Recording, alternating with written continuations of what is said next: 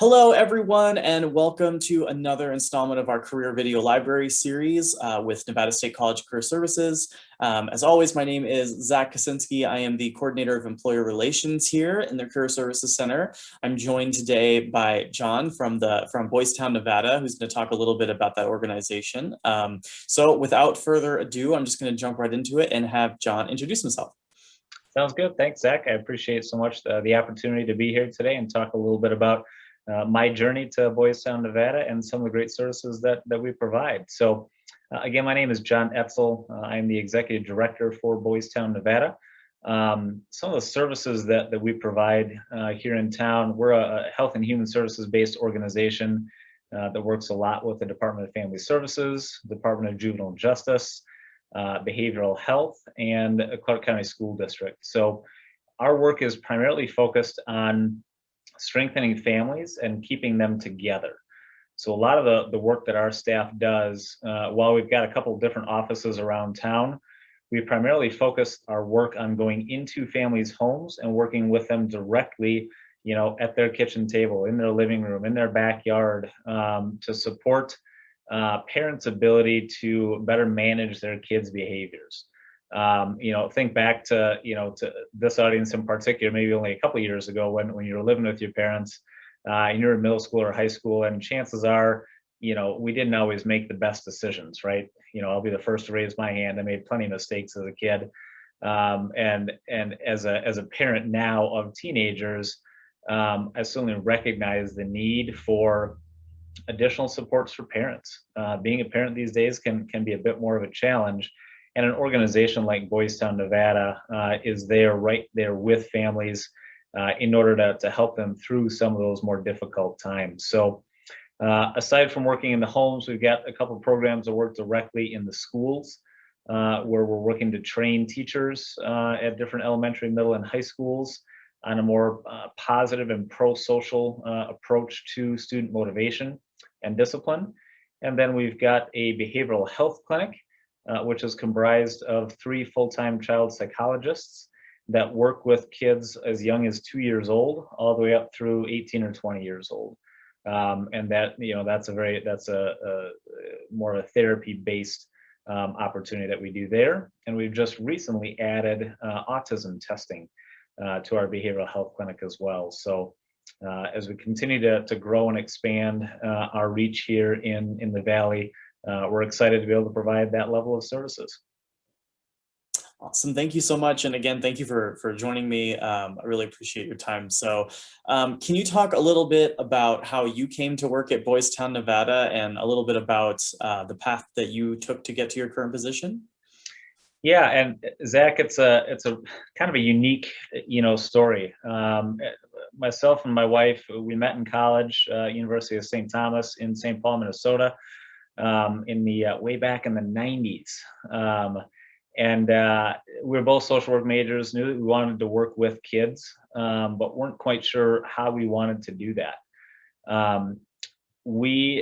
My wife had some college roommates whose family had worked for Boys Town, which is a national organization that started in Omaha, Nebraska, way back in 1917, and has continued to grow and expand to different sites around the country.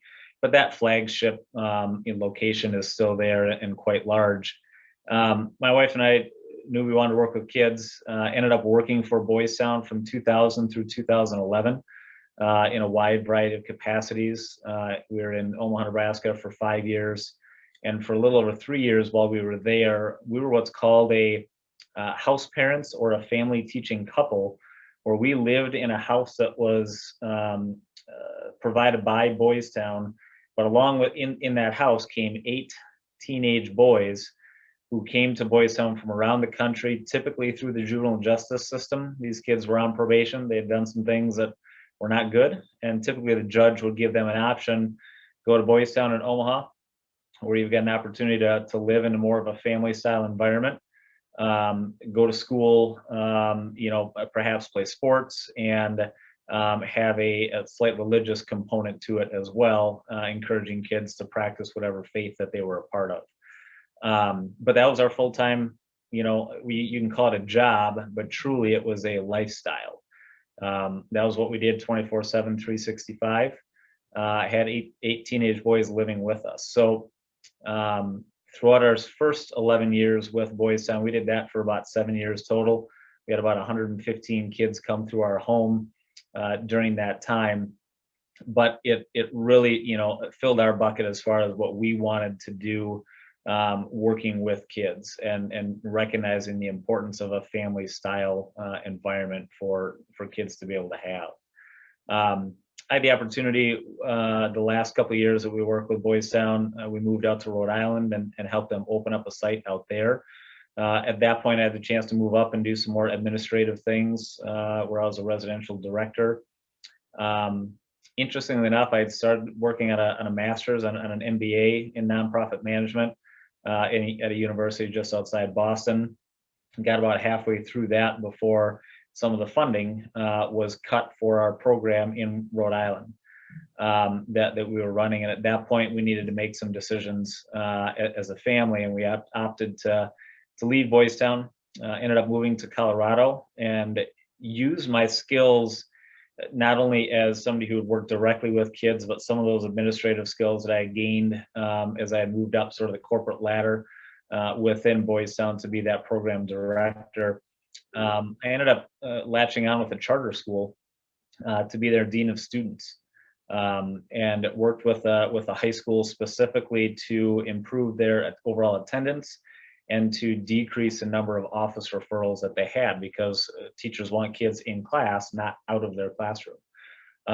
So again, was able to use the skills I learned at Boys Town, transfer it to an educational environment.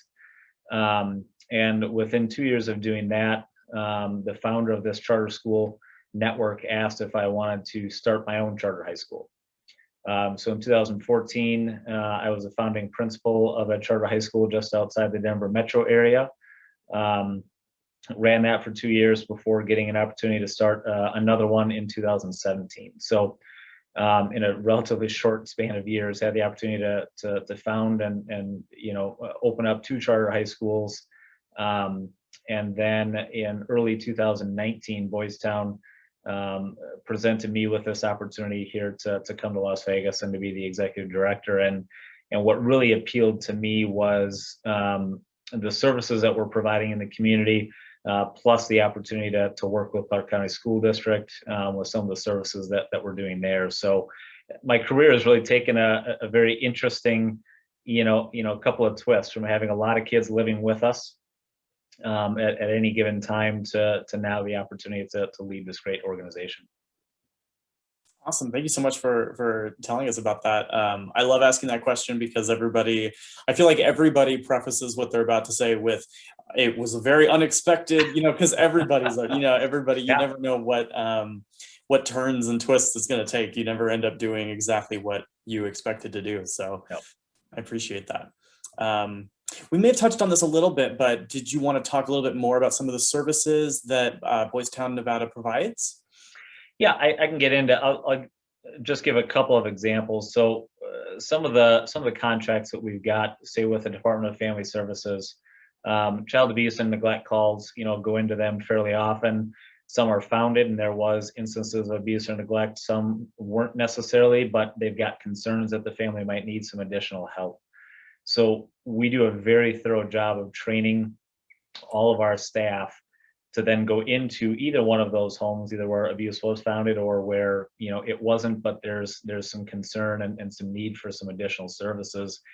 And really, that what we call a consultant, they end up being on call 24/7, 365 for that family for the next 3 or 4 months, while they work through a treatment plan that the family has got input into, and some very defined outcomes as to what we want to see from an overall safety perspective, ensuring that family is participating in safe activities as to how they're perhaps disciplining their kids, or even just anything else that might be going on in the home. So that consultant level position really is a critical component, and they typically have a caseload of about 5 or 6 families at a time, and they're working directly with that family, 3, 4, 5 hours a week, kind of depending on what the need is. But it's a very hands-on approach with a lot of back-end support from their supervisor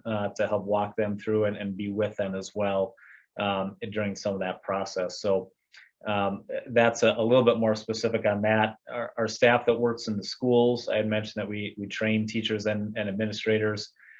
We also got a position called a school support specialist that works directly with students in the school, and they're assigned to one school in particular. That's their full-time 40-hour-a-week job. And they end up being kind of an intermediary between the teacher and the administration or the assistant principal or dean of students. If there's a discipline, referral, or if something comes up, a teacher may call and say, hey, little Johnny or little Sally, or Zach, I'm sure not you, but Zach may be having some problems in class. And normally an assistant principal or somebody would go down and remove the student from class. Our school support specialist now is responsible for that first line of defense. And is there a social skill that they weren't following? Was it following instructions or accepting a no answer, or getting the teacher's attention that we can work on with the student, build that social skill back into their level of skills, make an apology to the teacher, and get them back in the classroom quicker. And that program has really grown. We had 2 years ago we only had 2 or 3 of that position. This year we'll have about 23 school support specialists that we're putting out into that many different schools within the district. So schools are really seeing the value of that position, and it's an entry-level job for us with growth opportunities. So it's pretty neat. Okay, great. So again, I think we may have covered this, but just in case there's any others. So what sorts of opportunities are available for students who are interested in working for Boys Town, Nevada?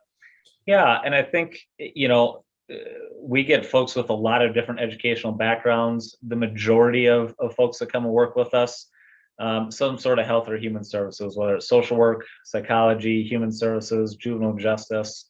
Those are usually the most popular ones, but and that consultant level position, that school support specialists, are really our entry level for folks who are just coming out of college. And what I appreciate about typically folks who are coming out of college, whether they're a traditional student and they're 22, 23 years old, or maybe they're a non-traditional, they've had some life experience, they've had some other jobs, and they've now realized, okay, this is a field that I want to be in.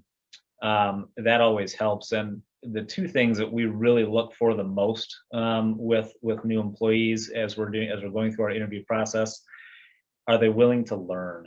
Are they willing to learn the Boys Town way of working with kids and families?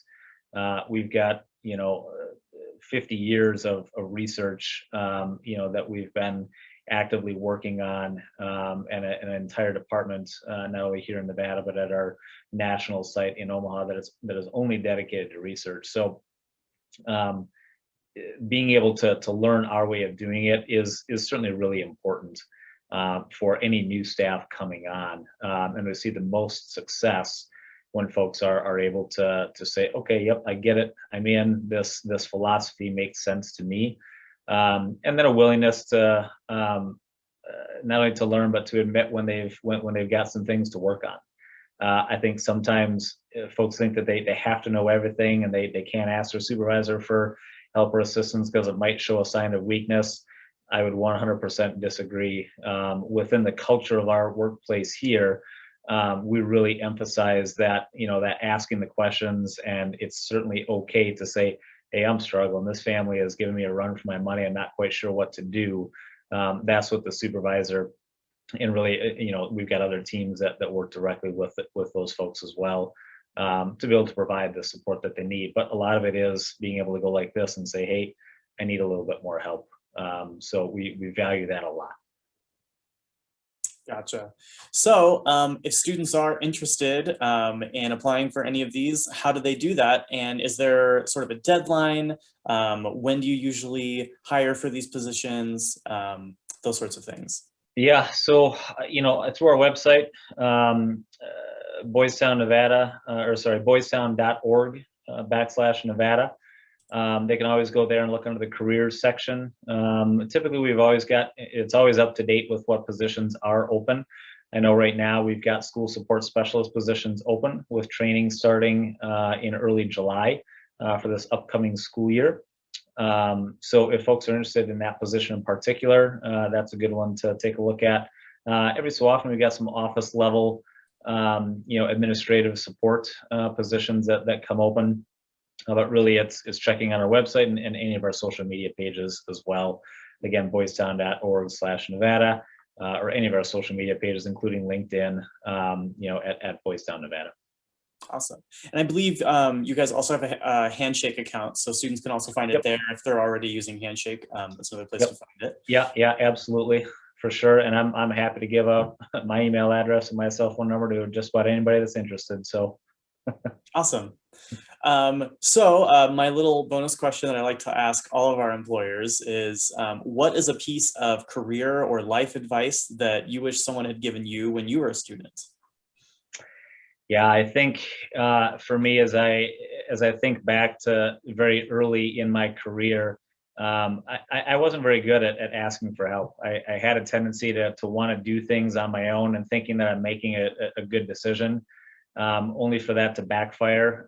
And if I just would have asked somebody and said, "Hey, what do you think of this? I could go this way or I could go that way with this," and being willing to be a little bit vulnerable would have gone a long ways, and I could have prevented some mistakes that I had made, early on in doing that. So really being able to ask for help and just ask for advice, I think is so important for anybody these days. While we've all got, cell phones and we think we can look up and Google an answer, within 20 seconds, nothing beats somebody who's been there and done that before, and being able to talk through a situation with them and to get their input. And organizations, companies should have that available, but sometimes it's those soft skills that new folks don't necessarily have yet, because I think they've got to know it all.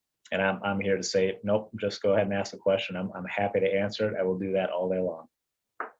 Yeah, absolutely. I think back to when I was going to college and I didn't want to see an academic advisor of any kind because I thought, I know what I'm doing. And then I found out it came time to apply to transfer because I was at a community college, I was going to transfer. And then I realized, oh, a lot of my classes didn't transfer. And maybe if I would have talked to somebody, so I had to take a whole nother year because I didn't ask anybody.